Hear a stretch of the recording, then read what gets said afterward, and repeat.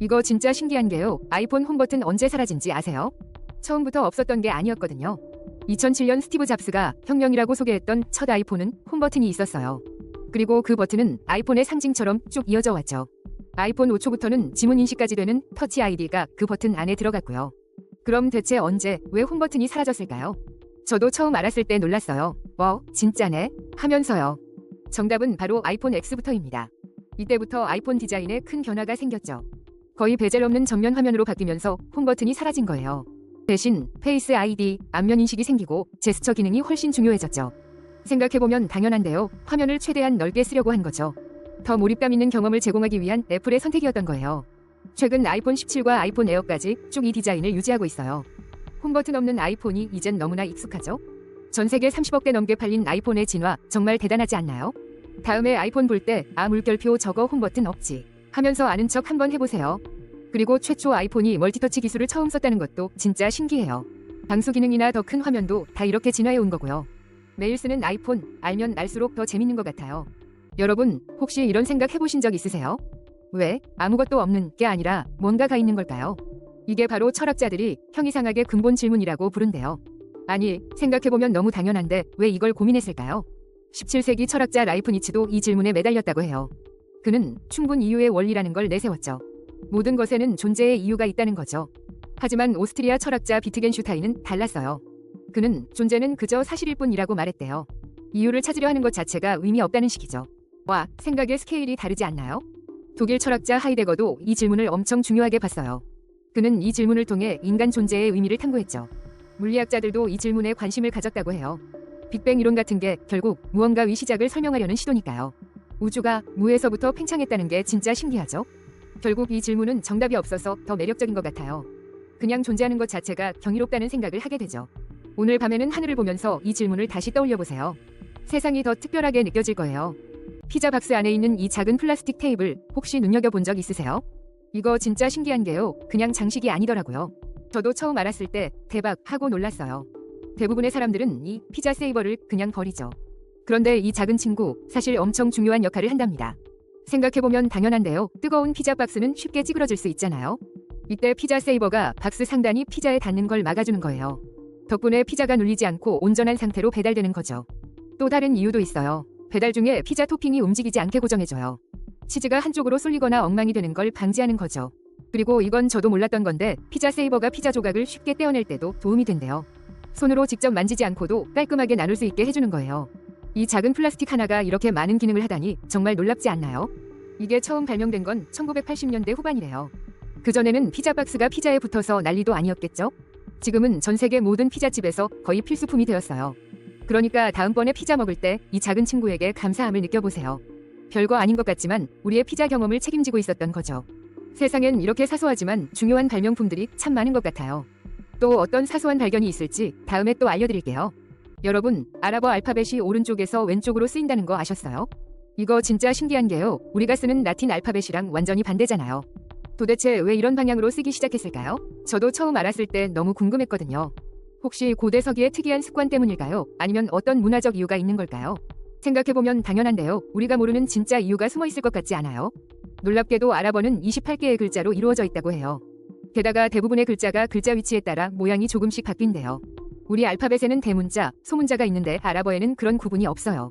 더 특이한 건 아랍어는 자음만 필수로 쓰고 모음은 선택적으로 표기한다는 점이에요. 이런 이유로 아랍어는 불순한 아부자드라고 불리기도 한대요. 대박이죠? 아랍어 알파벳은 아부자드라고 불리는데 오직 자음만 표기하는 게 특징이에요. 긴 모음들은 자음으로도 쓰이는 글자들을 사용해서 함께 표기하고요. 그리고 아랍어는 흘려쓰는 필기체 스타일로 쓰여진답니다. 예술적이죠? 오른쪽에서 왼쪽으로 쓰는 방식은 고대 세머족 언어들의 영향이라고 알려져 있어요. 오래전부터 중동 지역에서 사용되던 많은 언어들이 이런 필기 방향을 가지고 있었거든요. 이 전통이 아랍어에도 그대로 이어져 온 것이죠. 정말 신기하지 않나요? 다음번에 아랍어를 볼 때 그 복잡하고 아름다운 규칙들을 떠올려보세요. 각 글자가 문맥에 따라 변하고 자음 위주로 쓰인다는 점까지요. 세상에는 우리가 무심코 지나쳤던 놀라운 사실들이 정말 많은 것 같아요. 다음에 또 재밌는 TMI로 돌아올게요. 안녕. 이거 진짜 신기한 게요. 우리가 매일 쓰는 치약 튜브 있잖아요. 이런 튜브가 무려 3ml부터 30ml까지 다양하다는 거 아셨어요? 저도 처음 알았을 때 너무 놀랐어요. 매번 비슷한 크기만 보는 것 같았는데. 생각해보면 당연한데요. 왜 튜브는 항상 이렇게 쥐어짜는 형태로 나올까요? 치약뿐만 아니라 물감, 접착제, 연고까지 다 튜브에 담겨 있죠. 이 튜브들이 점성이 있는 액체를 담기 위해 특별히 고안된 포장 용기래요. 주로 플라스틱, 판지, 알루미늄으로 만들어진대요. 한쪽 끝에는 뚜껑으로 닫히는 동그란 구멍이 있고요. 이 구멍 모양도 노즐 스타일이나 길이별로 엄청 다양하대요. 그리고 반대쪽 끝은 용접하거나 접어서 밀봉되어 있죠. 이런 콜랩시블 튜브는 사실 짜서 쓰는 포장 용기라고 불려요. 점성 있는 내용물을 손으로 쉽게 짜낼 수 있게 해주는 거죠. 생각해보면 당연한데요. 묽은 액체는 병에 담는 게 편리하잖아요. 그런데 튜브는 좀 더 되직한 내용물에 딱 맞는 포장 방식이에요. 그리고 신기하게도 튜브키를 사용해서 밑에서부터 말아 올리는 튜브도 있대요. 주로 물감이나 값비싼 연고에 많이 쓰이는 방법이죠. 이젠 튜브를 볼 때마다 어떤 재질로 만들어졌을까 생각하게 될 거예요. 그리고 이건 왜 이렇게 짜는 방식일까 또 궁금해질걸요. 작지만 우리 생활 곳곳에 숨겨진 과학 정말 재밌지 않나요? 다음에 튜브를 쓸 땐 이 모든 비밀들을 떠올려보세요. 매일 쓰는 종이컵 왜 물을 부어도 젖지 않을까요? 단순한 종이가 아니거든요. 비밀은 바로 종이컵 안쪽에 얇은 코팅에 숨어 있어요. 육안으로도 확인 가능하죠. 이 코팅 덕분에 액체가 새는 것을 완벽하게 방지하고 종이가 눅눅해지는 걸 막아줘요. 주로 플라스틱이나 왁스 재질로 만들어져 종이의 취약점을 보완하는 역할을 합니다. 그런데 이 일회용 컵이 언제부터 이렇게 우리 생활에 깊숙이 들어왔을까요? 옛날에는 공용컵을 사용해 위생 문제가 심각했어요. 질병 전파의 주범이었죠. 세균 이론이 등장하면서 사람들은 청결의 중요성을 깨달았고 변화가 시작됐죠. 1900년대 초 깨끗한 컵을 위한 캠페인으로 일회용 종이컵이 대세가 되었습니다.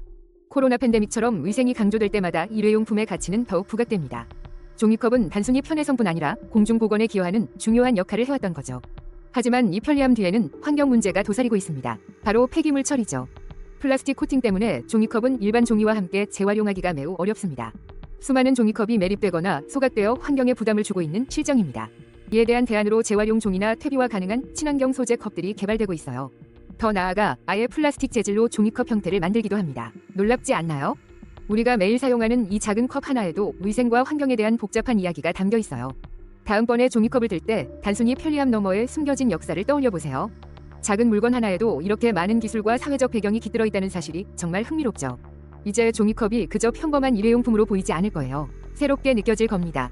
매일 쓰는 물건에도 이렇게나 많은 숨겨진 비밀과 이야기가 존재한답니다.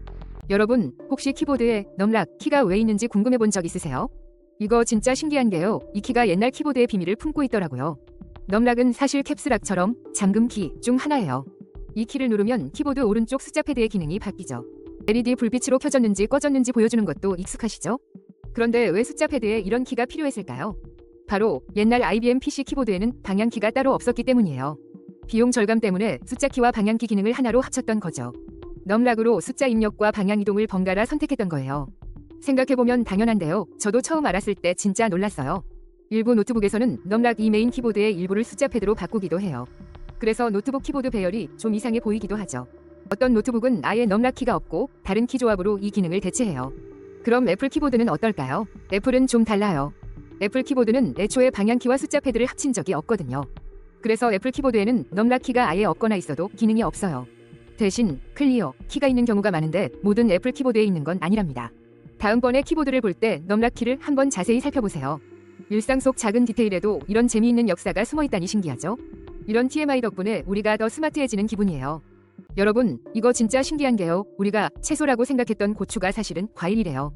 처음 들었을 때 저도 깜짝 놀랐는데 생각해보면 또 당연한 이유가 있더라고요. 고추는 사실 가지과에 속하는 베리 종류의 열매래요. 식물학적으로 열매는 씨앗을 품고 있는 식물의 일부를 말하거든요. 그래서 씨앗이 있는 고추는 과일로 분류되는 거죠. 이 매운 고추는 중앙아메리카나 남아메리카가 원산지래요. 특히 멕시코에서 처음 재배되기 시작했다고 해요. 매운맛은 캡사이신이라는 성분 때문인데 이게 바로 고추의 핵심이죠. 유럽 탐험가들이 16세기 콜럼버스 교환으로 고추를 구대륙으로 가져왔대요. 그 덕분에 지금은 전 세계에서 수많은 고추 품종이 재배되고 있고요. 고추의 매운 정도나 맛이 다 다른 이유도 이 다양한 품종 때문이에요. 우리가 흔히 보는 고추는 주로 아눔, 애뉴엄 종이 많아요. 핫소스에 많이 쓰이는 타바스코 고추는 프루테센스 종이고요. 세상에서 가장 매운 고추로 유명한 하바네로는 치넨스 종이래요. 이름만 들어도 매운 것 같죠? 고추는 음식의 풍미를 더하는 데 사용될 뿐만 아니라 전통 미학에서도 쓰였대요. 다음번에 고추를 볼 때마다 아, 이거 과일이었지 하고 생각날 거예요. 매운맛도 종류마다 다르고 전 세계로 퍼져나간 역사도 정말 흥미롭죠? 이런 숨겨진 이야기가 우리 주변에 정말 많은 것 같아요. 오늘의 TMI는 여기까지. 또 다른 신기한 사실로 돌아올게요. 여러분, 미국 대통령 선거 결과를 예측하는 신기한 시스템이 있다는 거 아셨어요? 바로 백악관의 열쇠들이라는 건데 13가지 질문으로 대선을 맞춰본대요. 이거 진짜 신기한 게요. 지진 예측하던 과학자가 만들었다고 하네요. 1981년부터 개발된 이 시스템 꽤 오래되었죠? 방법은 간단해요. 13가지 질문 중 5개 이하가 거짓이면 여당 승리. 근데 6개 이상 거짓이면 야당이 이긴다고 예측한대요. 와우. 이 시스템을 만든 앨런 리히트만 교수가 대단한데요. 지난 11번의 대선 중 9번을 정확히 맞췄다고 해요. 거의 마법 같죠? 심지어 몇 달, 심지어 몇 년 전에 예측을 미리 한다니 소름 돋지 않아요? 하지만 논란도 있었어요. 2000년 엘 고어, 2016년 트럼프 예측은 좀 애매했거든요. 리히트만 교수님은 2024년에 카멀라 해리스가 이길 거라고 예측했지만 틀렸어요.